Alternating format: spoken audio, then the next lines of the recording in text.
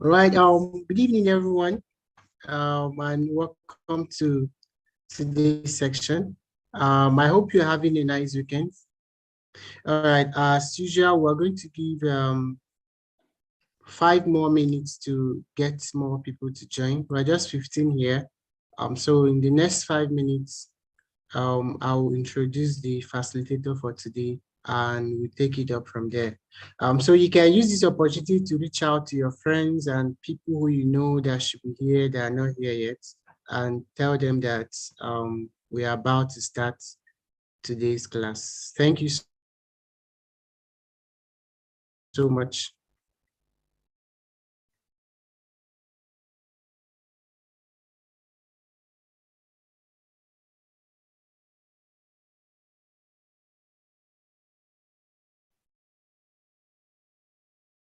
And please, as you join, you drop your names and the chat box for attention. Thank you. Don't forget to drop your names.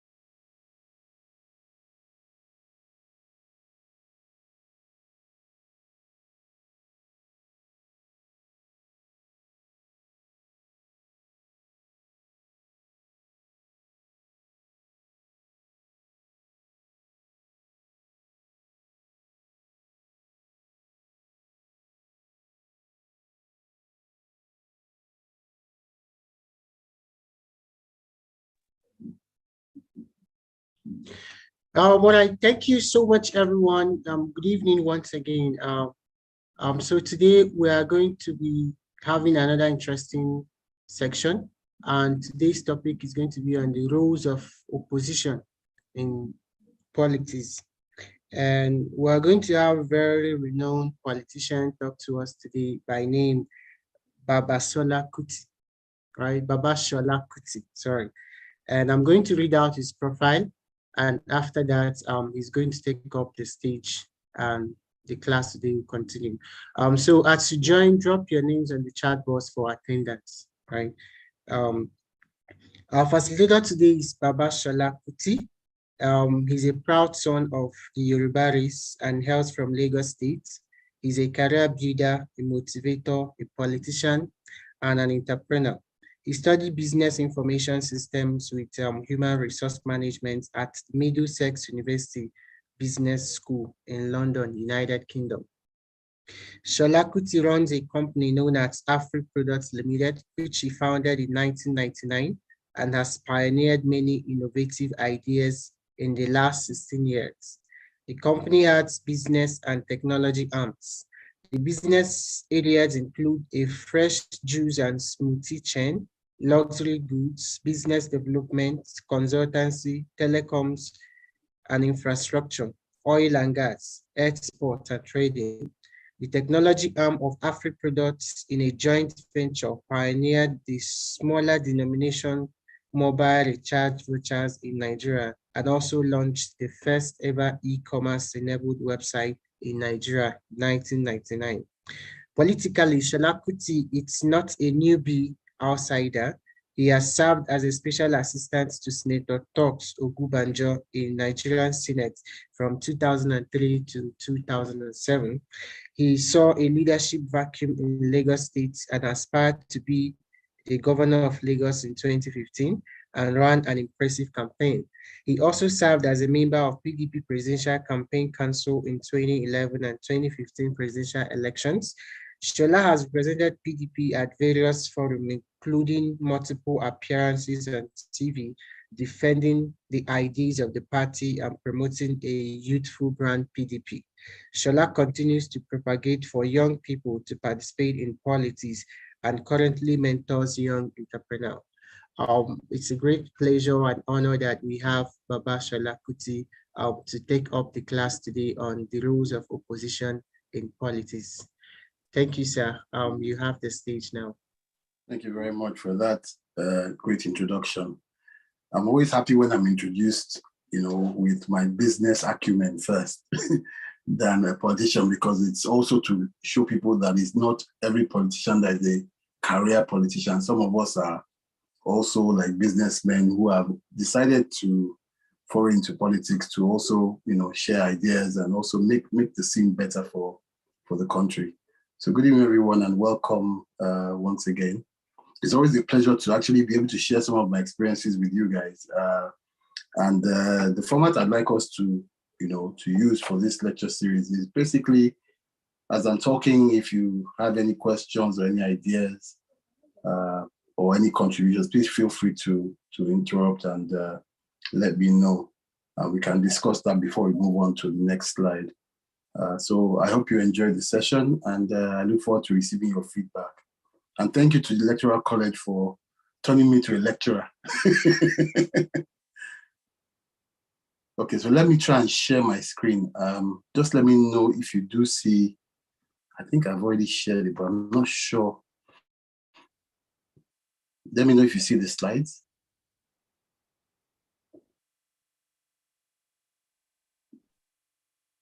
Yeah? I'm yet to see the slides. Okay, bear with me. Let me try. I'm yet to see the slide. I think the format of sharing has changed slightly. Let me do that. Let me just start broadcast. All right. Okay, so let's see now if that helps. Okay, so you should be able to see it now.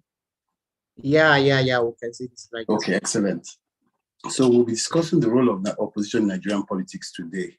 Let me apologize because I've looked through the list of people who have joined, and I see some other parties, people from other political parties. So if you're not represented on this first slide, please don't be angry. We'll get to it eventually. So, the idea is to, tell you about how I think we can successfully navigate the political terrain as an opposition party. I haven't seen any APC logos, so I'm going to assume that many of us here are in opposition. And as you know, PDP is the biggest opposition party. I'm a member of the PDP. So I'll be speaking from a wide perspective. And since I last did this lecture series, the terrain has changed slightly, or should I say significantly. We now have, I think, 3 or 4 parties that are showing themselves to be leading opposition. So let's go. So essentially, in most developed countries, the opposition party is usually the main opposition party is usually the largest non-government party. So basically a party that is not in government or a coalition of parties in the National Assembly. The reason why this definition might not really pertain to Nigeria is because we do not have a parliamentary system. So we don't have what you call a coalition, which is when 2 or 3 parties come together to form an opposition or form a government. So essentially, the largest opposition party will be the PDP, because after the APC, it's the party with the largest number of National Assembly members, governors, and state assembly members as well. But it doesn't mean that PDP is the only opposition party. It's just the main one. All the other parties that are not in government at the moment, whether they have governors in states or not, will be considered opposition parties. And also in the states where a governor is from, for instance, the APC, the other parties that are not in government, again, whether they have a representation in the state assembly or not, will be considered to be opposition parties. I hope this is clear. So, and then we need to discuss the main role of opposition, because I know that this is an area that is fairly cloudy, especially as I've talked about parliamentary system, and I'll explain this a bit more in this slide.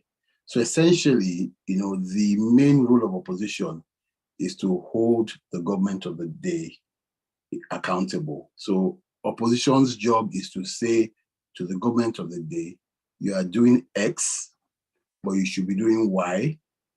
And then also tell the people that if we did Y, we would have this result and be better than the X that the actual government is doing. Also, one of the roles they must hold is to also communicate policies that they feel would better serve the people. In the UK, for instance, we have a parliamentary system here. It's a bit different. So essentially, before you can become, for instance, prime minister, you have to be an MP, which means you have to be a member of parliament. Now that's like for argument's sake, House of Rep member. So it is all the House of Rep members that sit in parliament. And then the party with the most number of, I think there's a particular cutoff. The party with the most numbers of House of Rep members that meets that cutoff mark, which is a particular number, will become the main party. Now that party will select one of the members of parliament to become the prime minister of the United Kingdom. So essentially, to make it easier for you to understand, if we had no presidential system in Nigeria, Femi Gbajabiamila would be our prime minister in Nigeria, because he's the head of the House of Reps and he's from the main ruling party and they have the most seats in the House of Reps. So something like that, and also we look at how opposition fulfills that role. So it is by criticizing government when necessary and also proposing alternative solutions. So it's not enough to say, this is not good enough. You also have to tell, the government and the people what you think an alternative solution is. So if you say, for instance, you don't think that they should privatize, for example, NNPC, you must tell them that the reason why is because you have a better idea. This is your solution. And if you did this solution, it'll be cheaper for the country, it'll be more effective, and it will be also maybe, for instance, create more employment for the citizens. So the idea of being opposition is not just to say, the ruling parties, but it's also to be able to put your best foot forward with your own ideas that you can prove that will be a better alternative. So let's look at some of the factors that make for a good opposition. I think the first one, and I talk about this a lot, is free and fair elections. So essentially, if you have free and fair elections, you are likely to produce, a less antagonistic opposition. So for instance, if you go to an election with someone and they beat you hands down, you're likely not to attack them, so much. You're likely to create what is known as, positive criticism or constructive criticism, so that, you can actually talk about the government in a way that doesn't seem that you're just, running them down because you're not bitter. So I always say even within the political parties, when they have all these primaries, that sometimes when they disqualify candidates, I get really angry about it because I'm like, look, you're only creating a hostile climate. Let the candidates run. And, some of these guys cannot even get, far, but give them the freedom to run in the election and then let them lose and see that they lost and there was no rigging or cheating. And you find that they will be able to work hand in hand with the candidates. So that first point cannot be, emphasized enough, that we do need to have free and fair elections to promote good opposition. Also, we need a good political climate, one where you don't find the ruling party being a bit, intolerant of criticisms, or, when they get criticized, they get angry and they start, attacking opposition, locking people up, or suppressing the press from expressing views that do not conform to their ideals.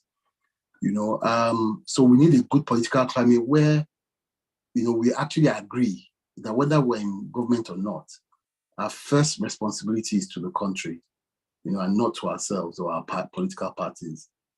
And then the third thing that a good opposition needs is support from citizens. So I keep on saying this, that, it's so important that we, the ordinary citizens who do not hold any political offices, should always support the opposition party. We should not write them off when they, give us these criticisms or give alternative ideas. Instead, we should listen to these ideas and see whether we can make any sense out of them. It's very important. I mean, some ideas, they're just basically not good enough. But it's to keep that conversation going in a way that we can improve from where we are and, and get better at what we're doing. So I think the citizen support is also as important as the other two factors, if not more important. And then factors that present good, I talked about it again, lack of support from citizens, poor quality of leadership in opposition political parties. Again, that is another factor that I've, fought against, worked hard to achieve within my party, to create a viral leadership, one that will actually understand that, being in leadership as an opposition is actually a big responsibility. In this country, in the UK, we have, like I said, a main opposition party today, which is the Labour Party. Now, because it's a parliamentary system, the UK has a shadow prime minister, which is the leader of the opposition, who acts as the leader of, so for instance, if they were to win elections today, he will automatically become prime minister. They also have shadow chancellors, which is basically the person that's in charge of finances. They have shadow ministers, which are people in the opposition who are paid the same salary as actual ministers and do that same job, but they are not serving the government. They are just serving as opposition ministers so that they can tackle the actual minister in that portfolio. I hope you are clear about what I'm saying. So essentially, for instance, let me give an example. In Nigeria, we'll have a minister of power in the APC. Then the PDP would have a shadow minister of power. That person will have all the expertise to be able to look at the policies of the minister, the actual minister of power in the APC, and challenge those policies based on his knowledge and expertise. He would also have to have staff and all that support staff and all of that to be able to push those ideas through. So opposition is a serious business abroad. They actually pay these people a commensurate salary as if they were a minister so that they can do that job effectively. I mean, that should tell you how seriously these countries take opposition. They want the ruling party to be on their toes all the time. You know, so if you have poor quality leadership in opposition party, you find that those opposition parties will be nothing more than somebody called it one in my car, but something about like basically like an election market. So essentially, people just use them to aspire for offices when they can't get, you know, when they can't get elected in the two big parties. You know, so it will be like, you know, a mini shopping mall where people just go and buy tickets so that they can contest elections. And then the other thing that is the other factor that, you know, is quite crucial is also the organization of those opposition parties. As I've said, that here you actually have a structure that is supported by legislation. So you would have people properly paid to do that job. They will be as responsible for the opposing policies, and they will also be held accountable for their personal and professional shortcomings. So essentially, the party, for instance, it was PDP now, we had an opposition or a shadow minister of power. If he did something personally wrong, so in his personal life he fell short of, you know, public standards, we would remove him and replace him with somebody else.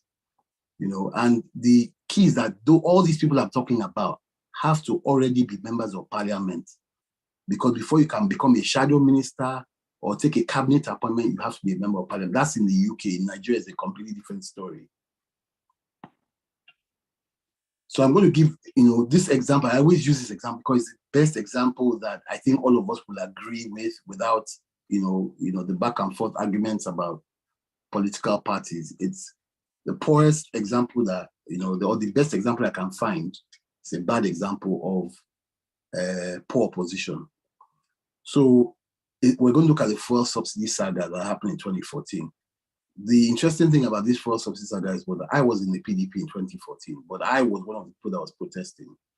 But I was protesting on the basis that if they were going to remove the fuel subsidy, I had no problem with it, but that the government should tell the people how they will be able to afford transport and put all these things in place before the fuel subsidy is removed so that people don't suffer. You know, so I also protested the fuel subsidy. But the thing about it was that the opposition protested the fuel subsidy on the basis that it was a lie. They said it was a fraud and there was nothing like fuel subsidy, it didn't exist.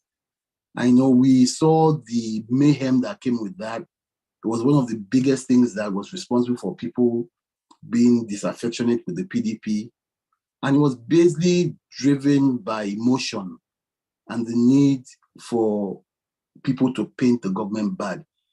And this is what I was talking about, good opposition and bad opposition. So example, in the UK, fuel subsidy could not have happened because the other party would have had to come up with a plan and a reason why they thought there was no fuel subsidy and it was just people stealing money. There was nothing like that. Because as we have seen, what has happened today is that the fuel subsidy that the opposition then, APC, claimed didn't exist, is now even ballooning above what it was during PDP years. So basically, the Nigerian people are still suffering for this same problem, you know, because of poor opposition. If the APC had done their homework properly and looked at the issue dispassionately and fairly, they would have come to the conclusion that, well, fuel subsidy did exist, but perhaps it was a wise idea at the time for the PDP administration to remove fuel subsidy altogether and save us the crisis that we're in today, where we're spending, I think, about 6 trillion on fuel subsidy and actually borrowing money to pay for crude oil that we produce, essentially. Now, the reason why it is crucial, I mean, this is a good reason to explain why it is crucial for opposition to be mindful of their actions, because the idea of opposition is not to create more problems for the people.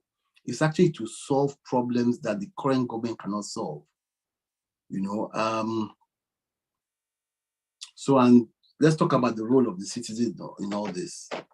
You know, I think that I've said this so many times, you know, on social media, when I go to talk to the press, that we need to start to teach our citizens how to look at government as an enemy of all. And I use the word enemy, you know, rather politely.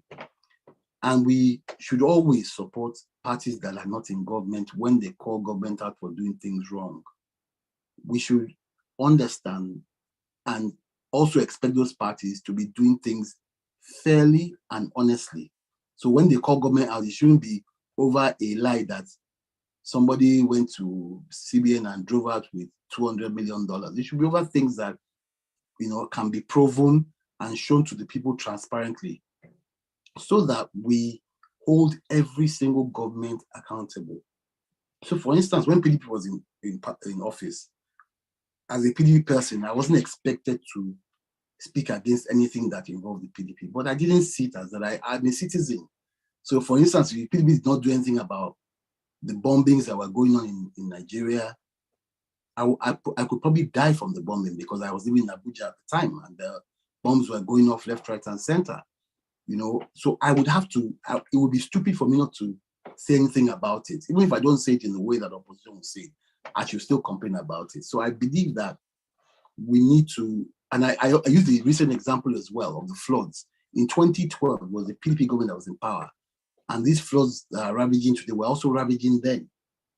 And I remember that myself and a few friends gathered at the Unity Fountain in Abuja and did a press parley where we called for government to be more responsible at tackling the crisis. Because we said that although we know you cannot do anything about the floods, now that the floods have happened, it's important for you to be able to do something about the people who are suffering as a resulting effect of their houses being overrun by water and having nowhere to live and now becoming IDPs.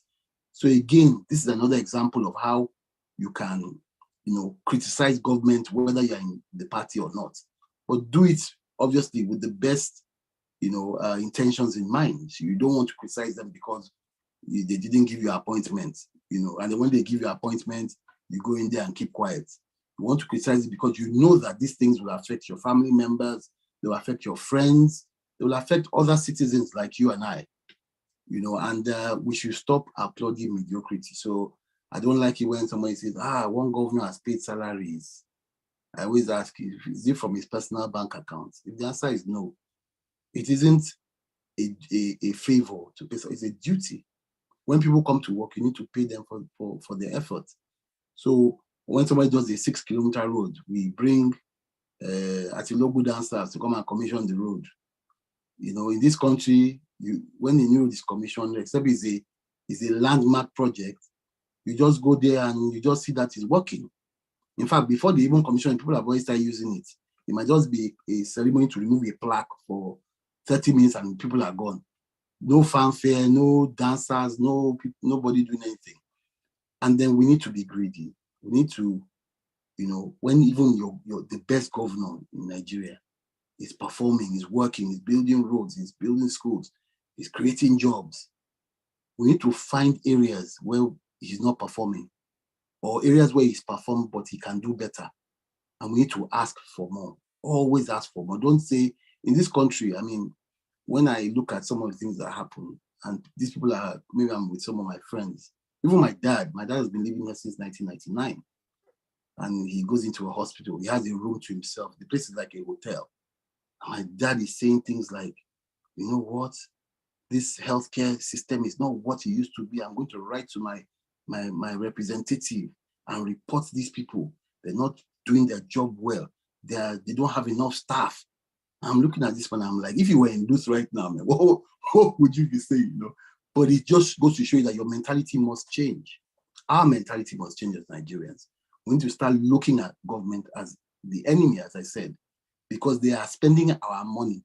So even when they spend our money well, you must say, okay, you spend this money well, you've done this road, but perhaps this road is too expensive. Next time, do it in a cheaper way, but do it or to a higher quality. Always find something to complain about, because human beings get very complacent when you start praising them, and they feel that, yeah, I've done a great job. So in conclusion,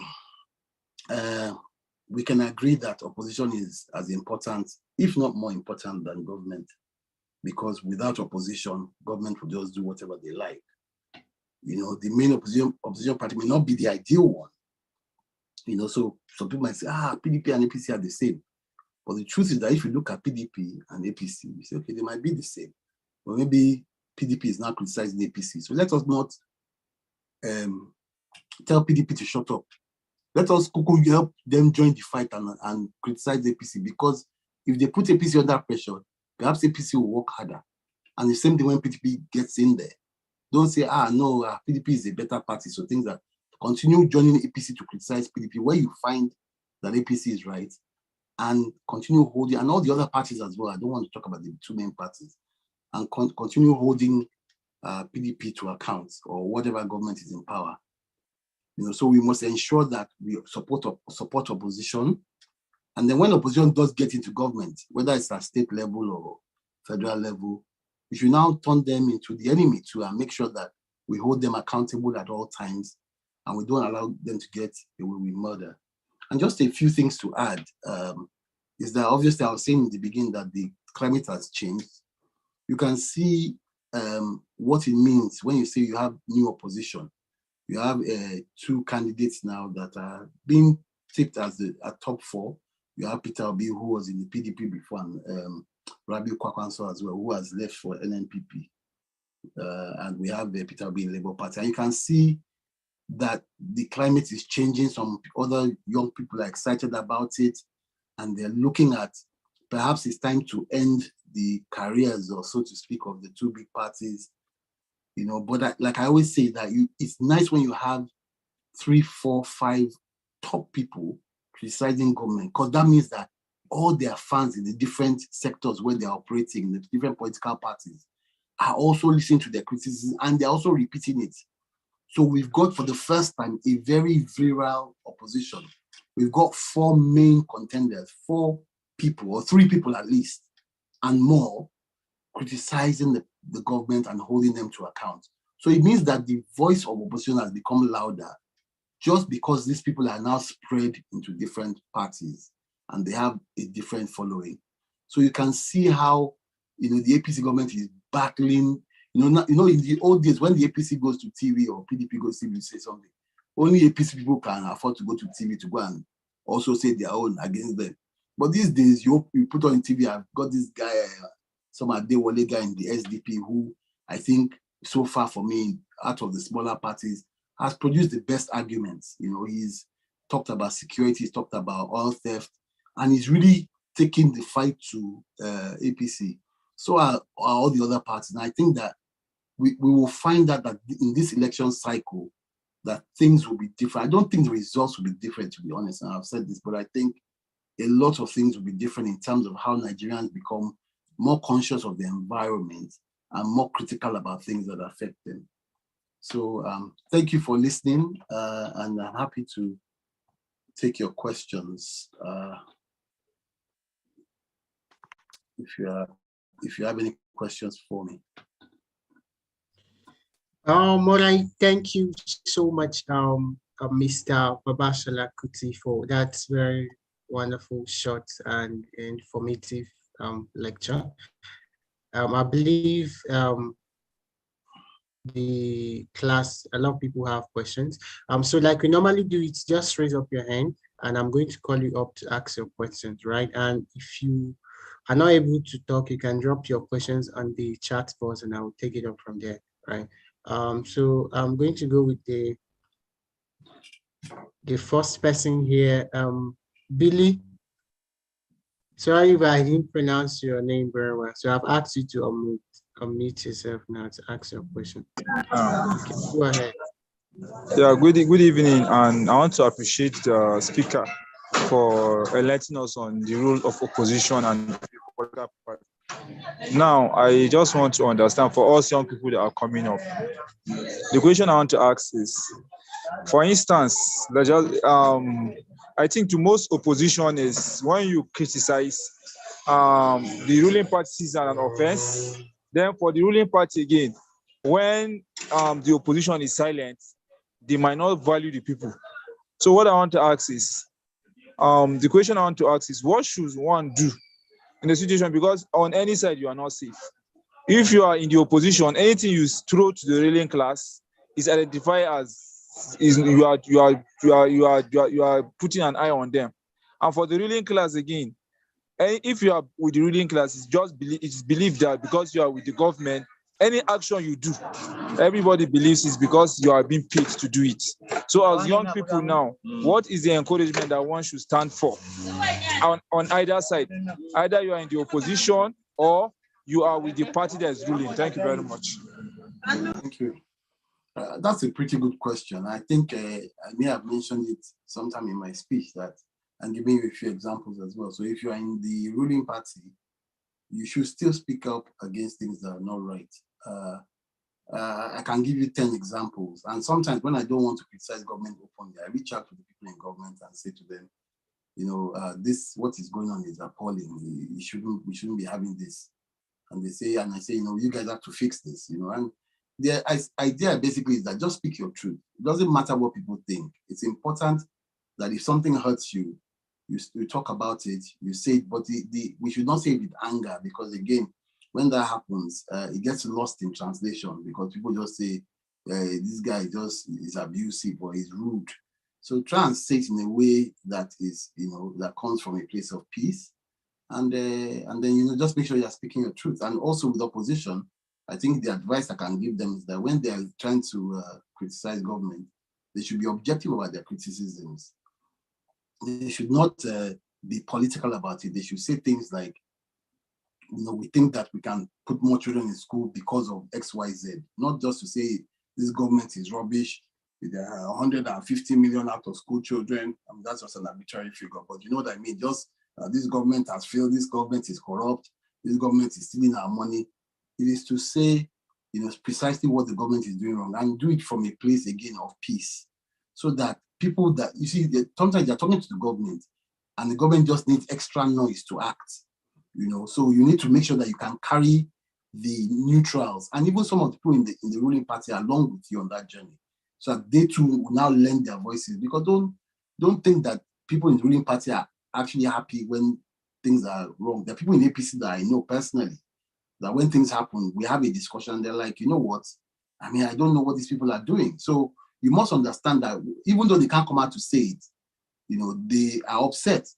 And there are people that would annoy you because they will come on TV and talk rubbish, you know, but again, they're only doing their job, or they are trying to make the masters happy, so to speak. So we must understand that. And I always tell people that some errands that you cannot send me. So when they want to do anything that they know that is not tenable or that I don't agree with, they won't call me.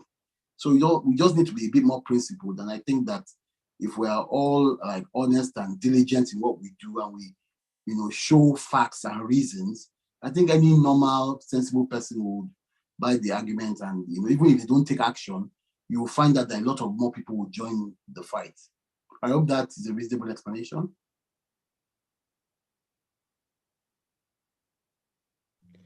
Yeah, thank you so much, sir. Billy, I hope that answered your question. Okay, Idris, before I come to you, I have a question on the chat box here. The question reads, how can a business person urge the opposition to check the government? That's from AB. How can a business person urge the opposition to check the government? Well, essentially, as a business person, you have tools available to you. You know, like I have resources, I have time, I have staff. So if there's something that I think is going wrong, for instance, if it affects business, and I can give you a few examples. At times when I've tried to do a business, when we did the recharge cards in 2001, and we tried to do with all the two mobile companies at the time. I think it was Econet Wireless. I'm sure some people here would never have heard of that because they're too young. Econet Wireless and MTN. And we were able to penetrate Econet Wireless for these recharge cards because we felt that the recharge cards at the time, 1,000 for Econet Wireless and 1,500 naira for MTN, it didn't just make sense to the ordinary Nigerian. So we said we will find a way and use technology to give them cheaper recharge cards. And so the argument was that we wanted to do with all the companies that were viable. But Econet was okay, but MTN wasn't having it because MTN had already had a South African company who wanted to do that.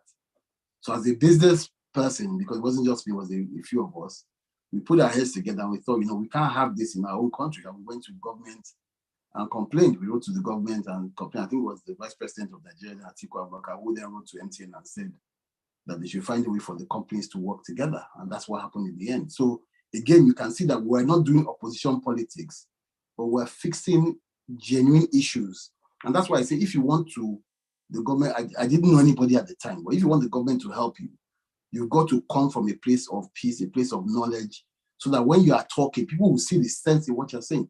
If we had gone to TV and we started shouting and making people protest, it might have not achieved anything. But sometimes you lobby, other times you fight. You have to know when to do the two. But I think business people also have a responsibility. But unfortunately, the business climate in Nigeria today, a businessman cannot come on TV and say and criticize the government. You know, his business will be attacked, it will be shut down. You can see what it has happened to a few of these startups in Nigeria, where they're now doing rankadede for the CBN governor because they're afraid of the blowback because in the past they've said things that have made the CBN angry. You know, so we just have to have courage and do the right thing, not just because of our selfish ends, but do the right thing So when we wrote the letter, we said we don't see why a Nigerian business will be stopped from doing business in Nigeria. We didn't say don't give the South African people. We said we don't see why we should be stopped. And they said, okay, you know what? You guys work together. Good compromise. And it was a great marriage, you know. So, you know, I think it's not just opposition. It's in everything, in every sector you find yourself as a business.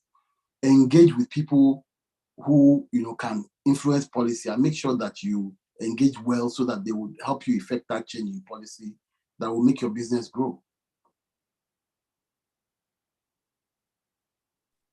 All right, thank you so much. That was very, very, very insightful answer. So Kehinde, I'm coming to you right now. I've asked you to unmute. Just go straight to the point and ask your question. Thank you. Idris Kehinde. Good afternoon, everybody. Good afternoon. Good afternoon. We can hear you. Yeah, go ahead. We can hear you. Yeah, thank you so much for this beautiful presentation. The question I need to ask, based on the analogy of opposition, how are we going to manage the situation whereby someone is in a particular political party, a ruling party, for instance, and the ruling party is doing something that is wrong, and the person wanted to come out to correct it? Won't they say is doing an anti-party things by saying it to the public that, oh, my party is doing this and that? How do we manage anti-party tagging and correcting what is wrong for a ruling party? That is a brilliant question, because again, as a member of a party that was once in power, I suffered a lot for it because people knew that my views were a bit, you know, how do I say it, a bit unconventional. They felt that I was always, you know, quick to fire the gun, say, no, we can't do this rubbish, you know. So again, you have to suffer for it. There's nothing like anti-party. You know, I always used to tell them that they say, but how can you be criticizing us for? I say, because my country comes first. I say, it's not about party. Forget political party. My country comes first. If you people are doing things that are good, I praise you. Why don't you complain then? So if you do things that are bad, and I come to you and I tell you, and you don't take action, and I see, for instance, policemen beating somebody on the street, and I say that the government should take action and that this has been reported before and they have not done anything about it, you can't come back to me and tell me I'm anti-party. Like I said, that's why your issues have to be not really about you, but about it. I always say that when I'm fighting, I fight for others. I don't fight for myself half the time, because when you're fighting for yourself, people will say you have a vested interest. You know, so yes, you may get tagged with being anti-party, but if you're in a party also, I always tell you, don't join a party and not be able to talk to people in the party, senior people in the party. Join the party, go to meetings, walk up to people of influence, introduce yourself, get to know them, let them know you communicate with them regularly by WhatsApp, not always one that will be broadcasting things that don't matter. Send him a message every month or every week to say, oh, good morning, sir. I just thought about you. I said to check on you. Good morning, ma. How's the family? I hope you are well. Let them become familiar with you so that when these problems occur, you can pick up your phone and send them and say, sir, this thing happened in your ministry or in your friend's ministry. I know you know this person well. Please, we need to fix this problem. If it comes to a point where you see that you've tried and they're not responding, then you can go out and if people come to you and say, well, I actually communicated this before I went public. But, we must continue to fight for Nigeria. I don't like it when people say, oh, because you're in a party, you must support everything the party does, good and bad. Because at the end of the day, we will all suffer for bad governance. Nobody will escape, really.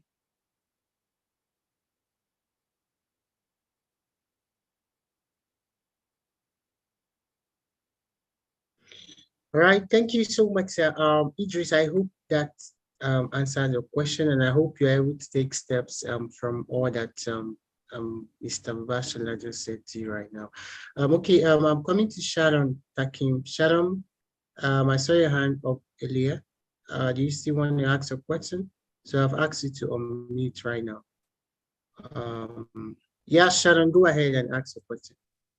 Okay, thank you so much. Thank you, sir, for this session.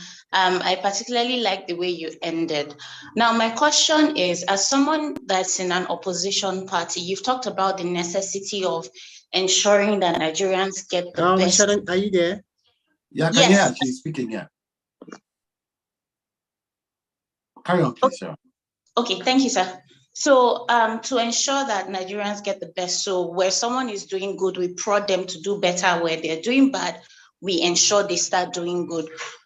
So what are there measures in place for opposition parties to, I think the best word to use is good sportsmanship, because many times motives can be called into question, where you mentioned that someone can just say, oh, they're not doing this, they're bad government, make blanket statements, and the underlying motive is to gain support for their party for the next elections. So how can opposition parties keep themselves honest, keep themselves credible, give credit where it's due, however little, but also insist on ensuring that the ruling parties are forced to do the right thing at every time without just pulling them down in a bid to further their own agenda for the next election cycle? Thank you. That's a fantastic question. I think you are right that, and this is something that has been plaguing my mind for a long time. I think the perfect solution to it is, even though we will not have shadow cabinets that will be paid by government, I think maybe the good thing is to get legislation to actually have the main opposition, not all of them, but the main opposition government funded with the same salaries and the allowances and all whatever ministers get, so that they can have a shadow cabinet. But you know how Nigeria works. The ruling party, if PDP proposes that legislation now and they get into power, they will kill the legislation themselves because they don't want to be held super accountable, so to speak.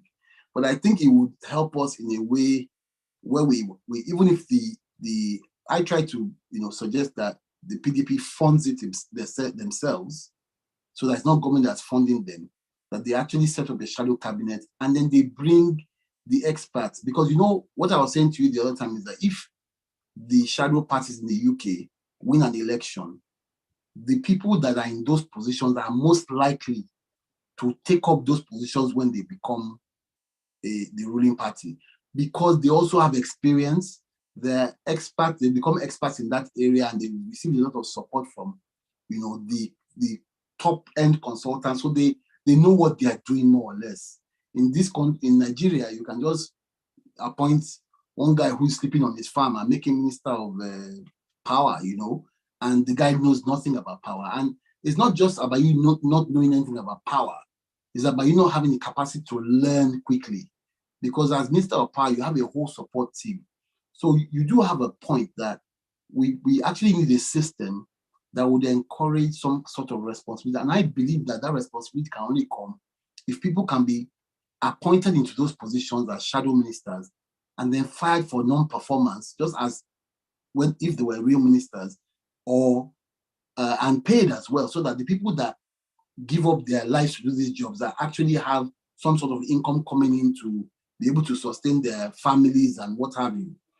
I think that it's a really, really difficult question to be able to, to find a solution to. But I just believe that if you don't have professionals doing a job, or people who are paid to do a job and do it well and giving them the right level of support, you can never get good opposition because, for instance, during the fuel subsidy issue, there was a thing, one guy that later met and became friends with, put out some calculation out there about how fuel subsidy is scam. And that thing went viral. Everybody liked it. We pushed it. I was one of the people that pushed the argument around. But in the end, when the new government came into power and the oil prices shot back up and all of that, we didn't see that calculation take effect. So the point I'm trying to raise to you is that calculation was faulty. And I promise you, somebody saw it and said, this is rubbish. But nobody, if it was pushed by somebody to opposition, for instance, and they had a team of experts, perhaps they would have looked at it and found flaws in the argument and then created something better that could have sustained the argument. So that today, there will be some lesson to be learned. But you see, the problem I have in Nigeria is that in everything we do, at the end of the process, we never sit down and say, okay, what have we learned from this? And I think you are right, it's a big problem, but I think the only way we can fix it in the interim is to set up, like basically shadow cabinets with the main opposition party and let those people be experts and act as shadow ministers so that they can actually tell us about policies and actually do the work properly. I think that would be effective. Otherwise, we'll just be wasting our time and, just be sharing nonsense on social media, really.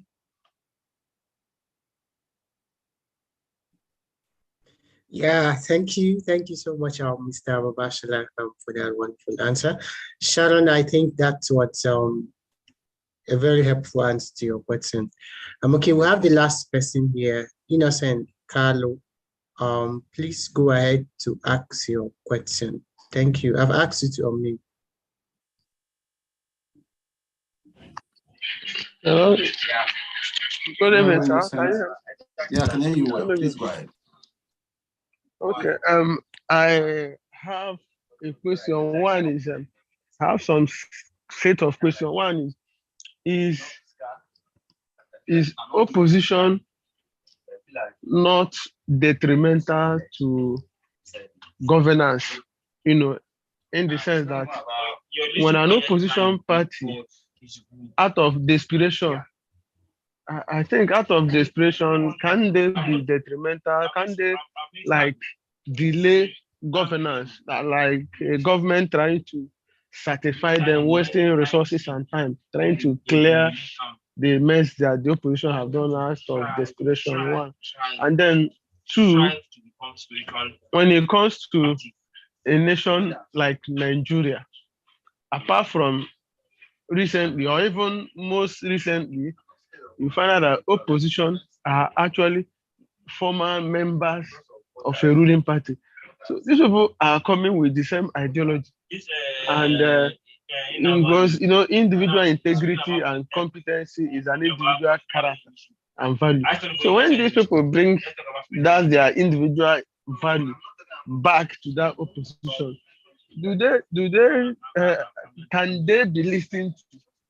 There are so many scenarios of that when people jump out of anger or whatever, join ruling party, become opposition, and then now start telling us that the party they've been supporting earlier is now the wrong party for us to. I don't know, but I think this have changed their mind. This have pushed a lot of people's interest out of government, politics, and governance because they say they are the same people. Thank you. The way I always answer this question is very simply. It's the same way when I'm anywhere in the world. I'm proud to be Nigerian. Even if I go to Indonesia or Dubai, where Nigerians are behaved badly, I'm proud to announce my arrival. And I always say that I try and be the best ambassador of Nigeria that I can be. So that at least, even if they say all Nigerians are bad, they say, but I met one Nigerian who is not bad. And in the same way, you see these parties, they don't have any personality. The same way some people that don't know about Nigeria say, Nigerians are all criminals. Oh, Nigerians are liars. Oh, Nigerians are this. But some people say, actually, man, I have some Nigerians in my university, they're brilliant. But the point is that because of that, I will not use my identity and say I'm not a Nigerian anymore. So these parties are just, empty shells. If there was no member in PDP or APC today, there will be no party. So it doesn't matter whether somebody is individuals who are good and bad.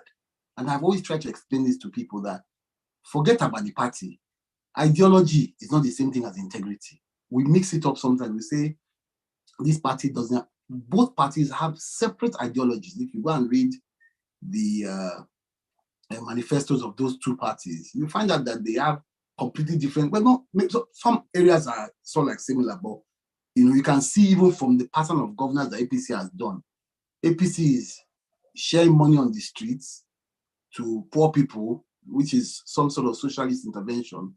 PDP was more interested in creating business. So you can see that they are like maybe a bit conservative.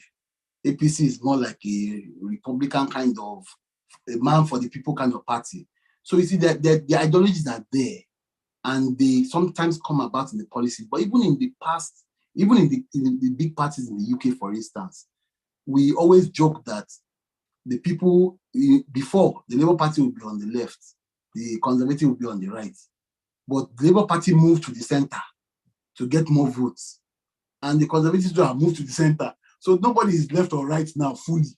So you can see that ideology is something that will also change with time. So to summarize what I've said, the point is this, that forget about who is jumping from where to where. The politicians do it because of two things. One, they are frustrated out of the party, or two, they want to leave the party because they want a ticket to win elections. There's no third reason. No politician will just wake up and say, I don't like my party anymore. If they always want something, is that the party frustrates them, they're not listening to them, and they leave. In the PDP, for instance, in years past, people say, this person has left this party and gone here. I always laugh. I say, if you go and read the history, some of those people were told by their ward chairman. For instance, the sitting vice president in Nigeria was told by his ward chairman, if you know what your ward is I don't think there are more than 20 or 25 people in my ward meeting. So was told by that chairman at that ward meeting of 25 people that he's not a member of PDP. And you say you should not leave the party. There are other people that will leave the party because they say, this party has promised me a ticket and I want to be a presidential candidate, even if the party is not going to win. They just want that title. So you see, those are the two reasons why people cross carpet. But does it mean those people are bad? The answer is no. What happens, and what I think one of the contestants said that really inspired me recently, Banky W, when he said he doesn't care about the past. He's not here to defend the past. He's only here to chart a new course for the future. And I think if all of us actually decided to ourselves, you know what, I'm going to go into PDP, APC, whatever, and be the best Nigerian I can be in that party. Even like me now, when they frustrate me, I always encourage other young people, I say, look, me, I've left the scene, but you guys don't agree. This is how they used to frustrate us and we say we're not doing again. Just stay in there. Because one day, it will be one day, they will not be able to push you out.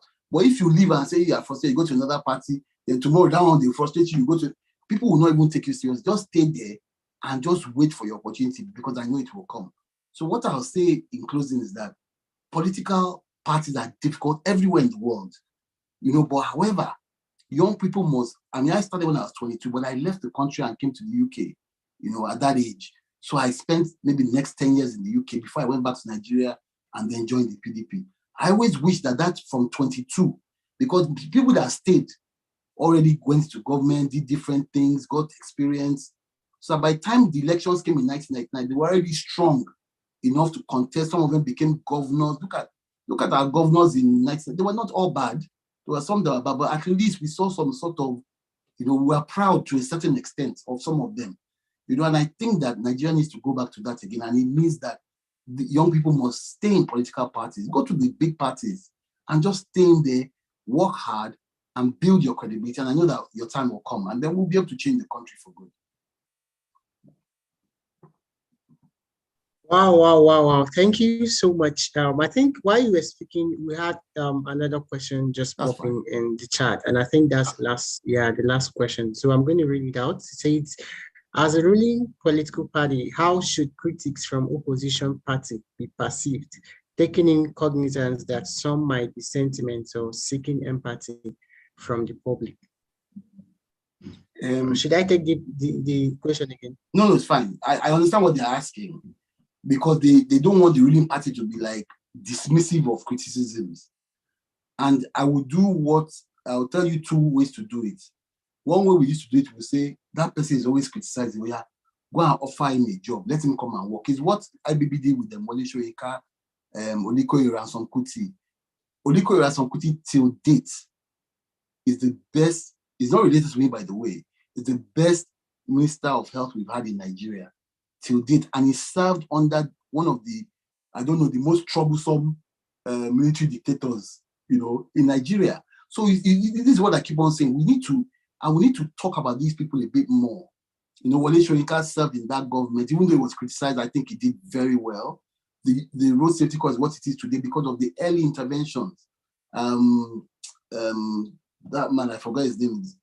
Jack Conde served in that government. It was only like last year I found out that Jack Conde was responsible for building Gwarimpa in Abuja and all sorts of estates. I was like, I was saying it now, that how can Abacha do all this? But Jack Conde served Abacha. So I'm not saying that we should work with dictators. That's not what I'm saying, because we're in a full democracy now. What I'm saying is that when people criticize you and you see that they have good ideas, and I've encouraged a lot of people in PDP, that give them work to do because they are brilliant. Because they're not just criticizing for fun. That's how to help opposition. Not tell them, hey, you have to join my party before you can become minister. It's to say, Mr. Man, you have been really giving me a headache, but you know what? You are making sense. Come and head this ministry, or come and head the project, not even the ministry. Contribute your own quota to Nigeria. You don't have to join my party. And that's why, if you notice, the current presidential candidate of the PDP, I'm not marketing anymore, has been talking about government of national unity. Peter Obi has also been saying the same thing, because people realize that talents are bound in Nigeria across all parties. So perhaps at this critical stage of Nigeria's development, if we were to bring people, the best hands, not just anybody, the best hands from all parties together in one government, perhaps we'll make progress. Obasanjo tried it in 1999. It was, fairly successful. I think we can do it again.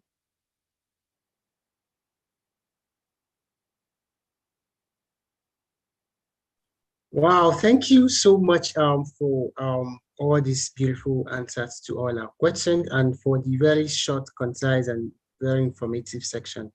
I believe we've learned a lot, and it's just time for us to put those things into practice. Join political parties, manage the stakeholders, get involved, try to build strategic relationship where your voice can be heard, right? And someone said at the chat, if they can have your email address and your Twitter handle, maybe for Absolutely. further engagement. So I don't know. So let me just tell you now, sir, if you okay, can sir. type it. Okay, let me type it for you actually. Okay. Okay, let me. Okay, no problem. No problem. I'm old, so I'm a bit blind. I have to be changing my glasses for one thing. So I am okay.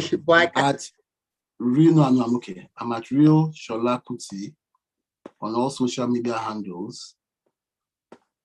And okay. I'll post it.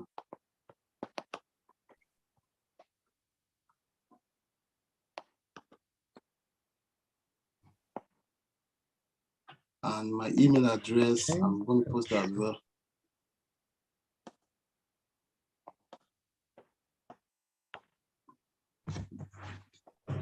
So it's AB Kuti, and I posted both in on the handles. Okay. So please feel free to contact me, questions. Let's continue discussing. And I look forward to engage. I really thank the electoral college, because I always told Kunle that one of my things was when I finally stopped, running businesses, and I wanted to be able to lecture and just share some ideas, with people. So this has given me the opportunity to do this quite early. So I'm really grateful for the opportunity as well. Wow, thank you so much, sir. It was nice having you, and thank you so much for that lecture. We look forward to having you next time, maybe in the next cohort as well, to share this very wonderful knowledge. Thank you so much. Let me just wish everybody a great tomorrow weekend. Is another day. And thank you for having me. Okay, thank you. So, yeah, thank you for coming. Thank you. So, guys, yeah.